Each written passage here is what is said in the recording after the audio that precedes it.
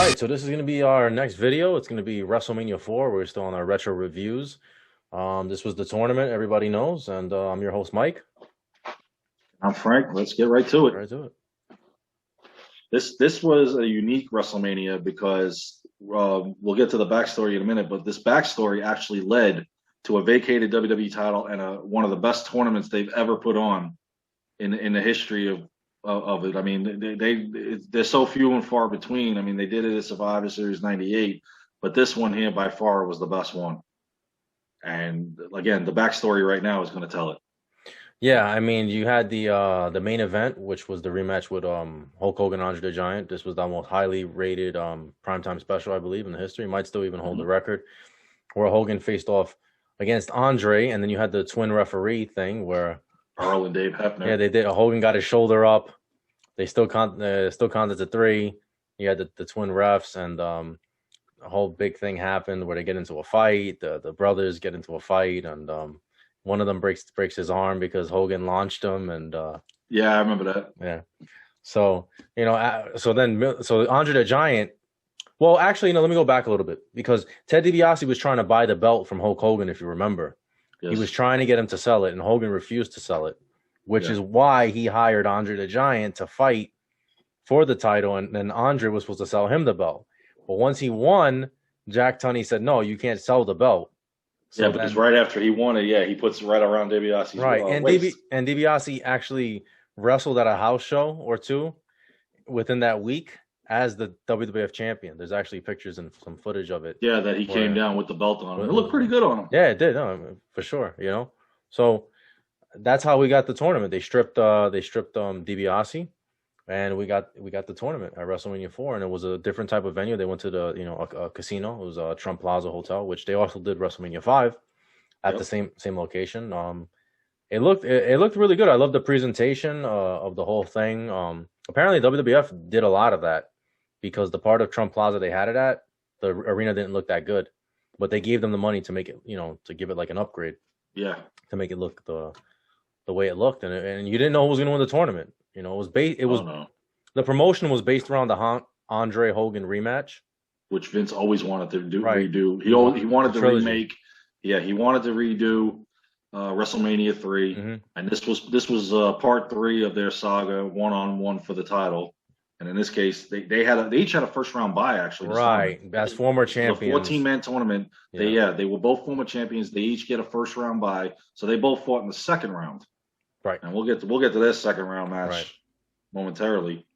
But again, WrestleMania 4, Trump Plaza, Donald sitting at ringside. Again, star-studded. Oh yeah. Thing. You had Bob Uecker once again. This time he was trolling Vanna White. Oh Lord. That actually was funny with the whole thing with Jesse the Body. I like that. Yeah, he kept messing with him. You had Robin Leach come out before the tournament with the title, doing his Lifestyles of the Rich and Famous skit. And then, of course, you had Gladys Knight singing the intro of the thing. So, again, you had a star-studded thing. This pay-per-view was the highest pay-per-view rate for a while. This was sitting at a 6.5 buy rate. So 6.5 million homes were watching this. On top of what do you figure? There was 20, 30,000 people at the Trump Plaza, maybe, about 20 maybe? Yeah, I don't even know. I personally, saw it. It was sold to the rafters. I know that. I saw fans everywhere.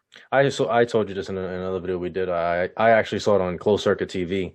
And so this is it's probably my favorite WrestleMania just because of the nostalgia of it. It was the first WrestleMania I actually saw live. Yeah. The 1, 2, and 3 I saw on VHS. I didn't get to actually see them live. This one I saw live, and I was a huge Hulkamaniac going into it, and I was rooting for Hogan, and so that's why. And I love the tournament to this day. I still love tournaments. I love King of the Ring. I love this tournament. I love there's a certain nostalgia format about the tournament. Yes, it's great. Yeah. I've always been a huge fan of the tournament format. But WrestleMania 4 actually, it didn't start out with the tournament just yet. It actually started out with a 20-man over the top rope battle royal, which was actually pretty good. It was mostly tag teams, but it had some singles wrestlers in it. George the Animal Steel, which if anybody's seen it, and I don't know this, somebody can tell me. I don't think that man honestly got in the ring. I know he was at ringside the whole time. I don't even know if he got in there. Yeah, I don't even remember. You had the Bolsheviks, Nikolai Volkov, Boris Zukov in there. You had Harley Race, Outlaw Ron Bass, Sam Houston, the Rougeos, Ken Patera. That's right. JYD was in there. You had the Killer Bees, the Heart Foundation, the Young Stallions, Jim Powers and Paul Roma, and of course you had Sika, who's an upcoming wrestler, which he was pretty good. Dangerous Danny Davis, anyway, and then Bad News Brown.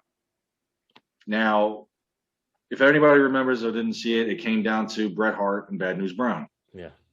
They both agreed to split the purse money of the trophy, which, if anybody knows the gimmick of Bad News Brown, man, you foolish to think that he's going to split anything with you. Bret turns his back.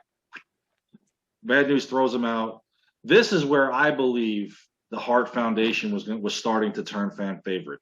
Because when Bret came back in the ring, attacked Bad News Brown, and then destroyed the trophy, I think this was the stepping stone to them actually turning babyface. Yeah, that probably was the beginning of it. Because then eventually at SummerSlam, I think they went on to face Demolition for the tag team titles, which solidified their turn, and then their 2-year feud with Jimmy Hart. But the tournament was great. The ending was great. Nothing happened. Nothing was given to the winner of the tournament, unfortunately, which with the Battle Royal rather, which I think that something should have came of it. But whatever. Bad News won it. He was the overall winner. So then from there we move on to the tournament. After Robin Leach gives his speech, our opening match was Hacksaw Jim Duggan and the $1 Million Man Ted DiBiase. And everybody knows DiBiase won this match.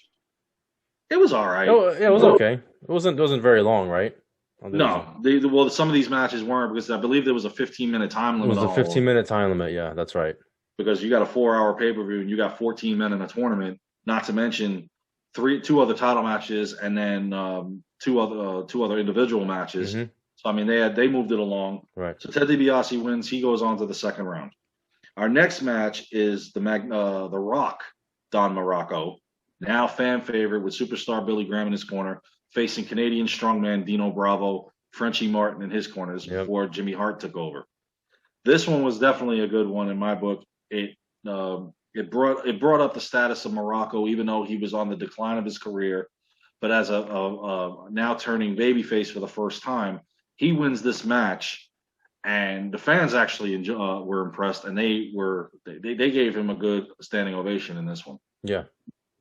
And so now from there we go on to our next match, which is Ricky the Dragon Steamboat against Greg the Hammer Valentine.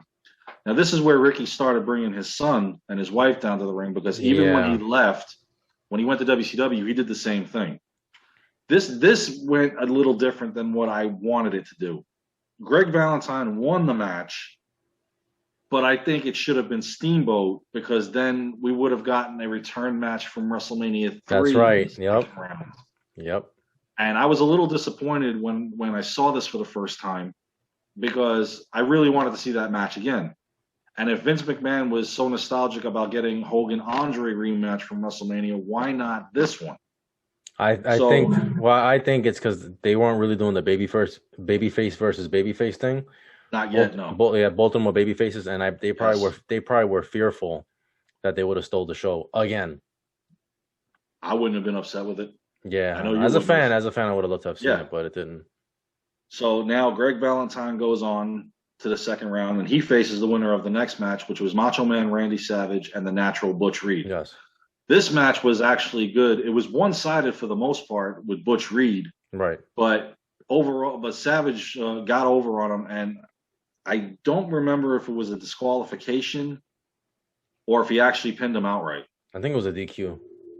Because I honestly, even watching this, I wouldn't believe Savage could get over on Butch Reed because of how big he was. Yeah. But either way, Savage wins the match. He goes on to the second round. Our next match after that is Bam Bam Bigelow versus the One Man Gang. Now, this match had the big guys in it. Yep. And Bam Bam Bigelow is pretty agile for his weight. And he's pretty good. But whatever, One Man Gang takes the victory on this one. Bam Bam's eliminated. And I like the One Man Gang. I like this gimmick. Yeah, as a big heel, as a monster heel, when they turned him to eventually be Akeem. Yeah, well, the African Dream with the Big Boss Man and the Twin Towers, not so much. Yeah. But this guy was actually main event worthy. You And could have put him in a and program. anybody that hasn't seen this tournament, you'll know why when I get to it later on. Our final match of the first round was the ultimate rivalry at this point between these two. It was Jake the Snake Roberts and Ravishing Rick Rude. And everybody knows why this rivalry was ensuing, especially when Ravishing Rick Rude put his wife Cheryl Roberts on his tights. Yeah. And these two fought to a draw. I mean, they beat up each other all over the place. I mean, this was a great match. Yeah, they had a certain pace to the match because they wanted to get to the time limit. You know, I thought it was fine. I thought it was good, and two of the best to ever do it. You know. Yeah. But a little if anybody can go distance, it's Rick Rude. Yeah, a little disappointing because there's a draw, and then you don't have a winner. You don't have a winner. Getting so a bye somebody gets a bye. Round. Yeah. Well, the bye actually went to One Man Gang. Yeah. Because he was supposed to face the winner of this. So now we got One Man Gang already into the semifinals. Right. So now we get to round 2. Opening round 2 is everybody's dream rematch. Hulk Hogan and Andre the Giant. Yeah. Now, this didn't go the way we everybody figured it would. No. But I'll say I love Hogan's promo. It was tremendous. When he started talking about he was going to slam Andre and the earth was going to crack and that he hopes that Donald Trump's a Hulkamaniac because he's just jump on. He'll dog paddle and then he'll grab him and save him and he'll have all the Hulkamaniacs. It was true. It was a great promo. It was a good promo. And I love Hogan's entrance, how he was walking slowly and then he starts looking at the crowd and everyone was going crazy. And then Hogan, he looks at Andre and he says, "You want me? You got me." And then he just charges to the ring. Yep. But unfortunately, this match doesn't end with a pinfall. It actually ends in a double disqualification. No, and you know what I didn't understand?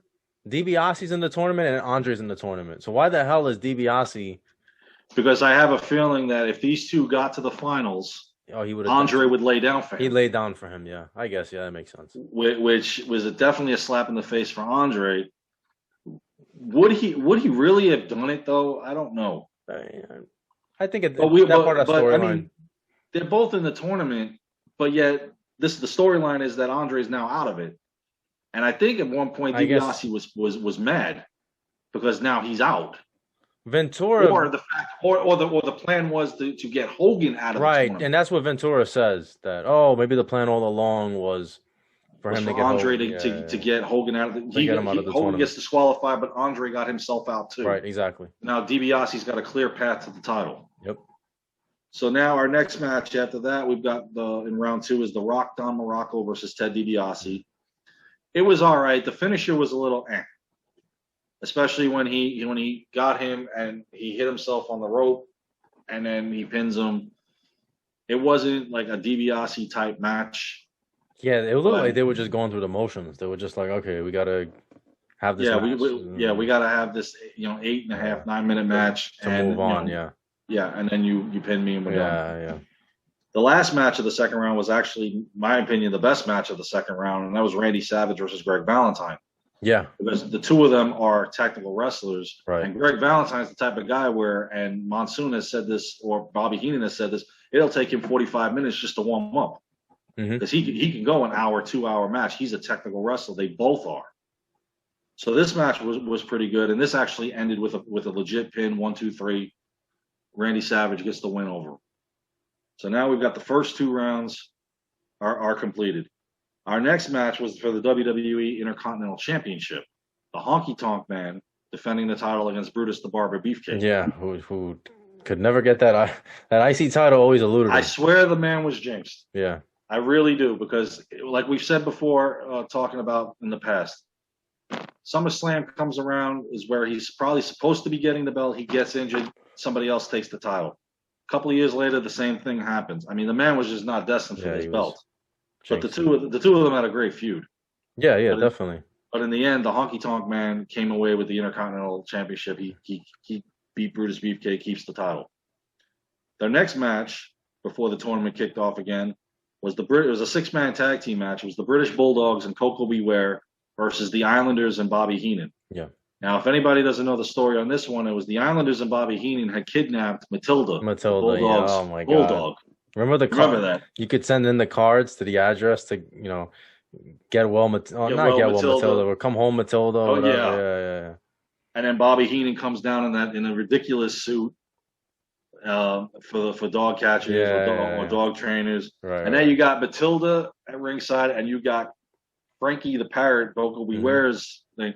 You remember what Ventura said? He goes, I hope Matilda doesn't get hungry and have Frankie for a snack. Yeah. And Gorilla's like, would you stop? I mean, that was pretty funny. But Ventura was unfortunately, unfortunately, the match didn't go the way everybody wanted because the Islanders and Bobby Heenan got the victory. But the overall victory, the Bulldogs got Matilda back. Yeah, so. I would have rather see the Bulldogs get over, but this was around the time they had one final push in them this year when they had a tag team title feud towards the end of this year, and then that was it. And they were done, and then they're unfortunate with Dynamite Kid. Our next match was our only semifinal match because by this point Ted DiBiase's in the finals. He's got the bye with Hogan and Andre, conveniently being doubles disqualified. You got Randy Savage against the one-man gang. This was a tough one for Randy, by far. And it ended in a disqualification when the referee turns around and sees one-man gang trying to hit him with Slick's cane. I mean, by now it's like, okay, yeah, you're out.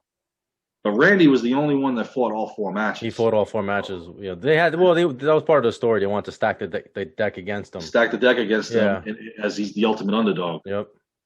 So now from there, we've got the WWE Tag Team Championship match. Strike Force, comprised of Rick Martel and Tito Santana, who had taken the titles off of the Hart Foundation, against an up-and-coming team, and my favorite, Demolition. Yep. And this match was, on paper, it's one-sided. I mean, Strike Force did hold their own. Right. But ultimately, Demolition overpowered them. They just, and they got their tag team titles. I mean, it was. They cheated. Oh, well, of course. They were the heels. Mr. Fuji is the master of conniving tactics. He's there. He's at ringside with them. But they were also, remember, they were setting the breakup. They were setting up the breakup of Strike Force. Well, that actually that was a year later. Yeah, but I feel like this was planting the seeds that this right here. Didn't he blame Tito Santana? Well, shortly after this, they did the storyline of Rick Martel got injured, and that he was out for a while. The true story was his wife was ill, so he took some time off to be with her. Right. But when Martel came back and Strikeforce was reunited at WrestleMania 5, the same thing happened again, where Tito accidentally hits him with the flying forearm, or how Bobby Heenan would call it, the flying jalapeno. Martel gets disgusted, and he leaves the match against the Brainbusters, leaving Tito Santana by himself, and that started a year-long feud between the two of them. But yeah, this was a few months after that before Rick Martel had the storyline thing. But yeah, that started it. Okay, so our next match after the first round was the Ultimate Warrior versus Hercules in a grudge match. Yep. And this is where Warrior broke the chain. Yes. Yeah. They had already built this up. It was the two powerhouses, and they were in such tremendous shape. Both guys are like just jacked, man. It's funny watching Warrior. I thought he was gonna fall down because remember the WrestleMania was like a staircase that they had to go down. So Warrior's walking, then he starts running. I was like, this guy's gonna tumble over and fall, but he did. I thought quite a few guys were gonna fall down. Yeah. It was very awkward them going down that staircase. Yeah, it was very narrow, and you had the fans right there, and then on top of that, you had security. Because you remember with Savage, the security was following him down, so it was almost hard for him and Elizabeth to get down the ramp. Right. So, but the Ultimate Warrior beats Hercules in the Ultimate Grudge match, and that actually started Warrior's climb up. This was the beginning because of his at this point, this is the guy that's unbeatable. Yep. And future Intercontinental Championship run. So now we go to our main event for the WWE Championship. The finals of the tournament. You got Randy Savage and Ted DiBiase, two guys that could have easily been for the title, even if DiBiase had beaten Hogan for it prior. And we didn't do the tournament. Yep. The only thing that bothered me, I see Andre coming down and being in DiBiase's corner. What I did not like was the fact that Hulk Hogan came down. Now I can understand because Andre was getting involved, and Randy whispers to Elizabeth. Elizabeth runs off, and she comes back with Hogan. But the fact that Randy Savage straight up didn't do this on his own, and that they had Hogan in the limelight. bothered me because in a way I think it took away from Randy Savage's victory. Yeah, I think it did. I know they had already set it up that they were friends because remember they were getting beat up by Randy was getting beat up by the Hart Foundation and then Hogan saved them. Yeah, Yeah. So they already were kind of the Mega Powers were already forming. I get it with Andre there, but then it's like Andre's still working for Ted DiBiase, so he's trying to make sure he gets the titles, and then they brought Hogan up. But then Hogan, Hogan ultimately helps him get the title, which I felt like he should have won it under his own merit. Yeah, because he gets into the ring with the chair. Yeah. And knocks DiBiase out. Savage looks at him all dazed, gets on the top rope, and does the ultimate elbow drop because everybody's flashes went off and their cameras on that one. And he gets the win. And then Hogan runs over and grabs the title before Andre can get to it. But it always felt from there on out that it was always Hogan then Macho. Yeah. Because if you ever notice when they were introduced, they were not introduced as the Mega Powers, but sometimes Hogan's name was first. And it should have been Randy Savage. It happened that way on a few occasions, but not often. Yeah. And I think it took away from it. Like, they wanted Randy Savage to be in the main event as long as he's with you. You're fine. And right, they didn't give him the full trust because of running with it. Think about it. SummerSlam, they have him teaming up with Hogan. Yeah, it's Hogan and Savage against DiBiase and Andre. And the only thing, Hogan was leaving to go film No Holds Barred, so that's why they were giving somebody else the title for the meantime. Because Hogan left for a little while to go film No Holds Barred, And like you said, they never really gave Randy. You felt like he was a placeholder. Yeah, till Hogan was ready to get the belt back. Right, and he was a babyface, but then they made him a heel so he could fight Hogan. So, which he was a great heel. I mean, he was a tremendous heel. And I remember how it did it because 1 month during the possible feud, he's having a feud with Bad News Brown for the title in a street fight, and then a few weeks later, right before WrestleMania, he's having a series of matches with the Ultimate Warrior. So now he's officially turned because you can even see it in his eyes. Now, during the time that Hogan was gone, Savage did defend the title numerous times against DiBiase and Andre. He was on the main event and stuff like that. Yeah, and on house shows. Yeah. But otherwise, that was it. It was just them two guys. Yeah. He did defend it against One Man Gang and then against Bad News Brown. But it seemed like every pay-per-view they went to, it was Hogan was on him, and I can see why Savage they broke it off. And then he tried to do it on his own, obviously, went to the direction of Hogan. But I really think that Savage should have been able to do this on his own to prove he could do it. He should have won over clean that night. It should have been his moment. Yes. He shouldn't have had without Hogan. Without Andre. It should have been his moment.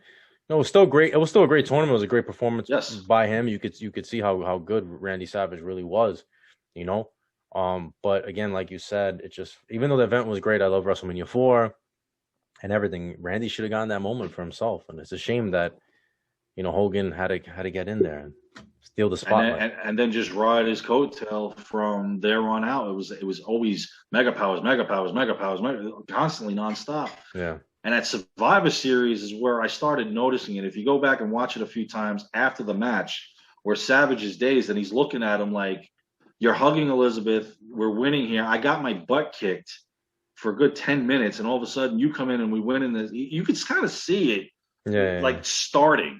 Yeah, well, and then of course the Royal Rumble was the Royal Rumble too, when he eliminated, where he accidentally tosses him out. Yeah, which there's egomania, as Ventura would put it. Yep. Yeah. And then the whole Saturday night main event thing with Elizabeth.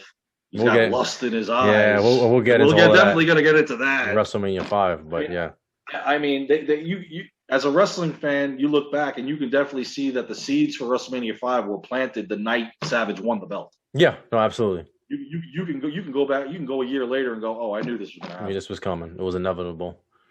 But how long do you think they're going to keep the title off Hogan? Exactly. That's the thing. For as big as he was, Hulkamania was exactly. But listen, you guys let us know what you think about WrestleMania 4. Did you like it? Did you not like the tournament? Did you feel that Hopefully Macho we didn't Man? spoil it for anybody that didn't see it. If you didn't see it, please feel free to watch it and experience what we have. Yeah, and let us know about Macho Man. What you think about Macho Man winning the tournament and everything? I want people to comment on this. Do you think Macho should have done this on his own, or do you believe that it was legit that Hogan was there? I want everybody to comment and let me know what you think on that. Yeah, we appreciate it because that's a big question at WrestleMania 4. No, definitely. So our next one's gonna be WrestleMania 5. More, the Mega Powers explode. Yeah, and so like, comment, share, subscribe, and we'll see you guys soon.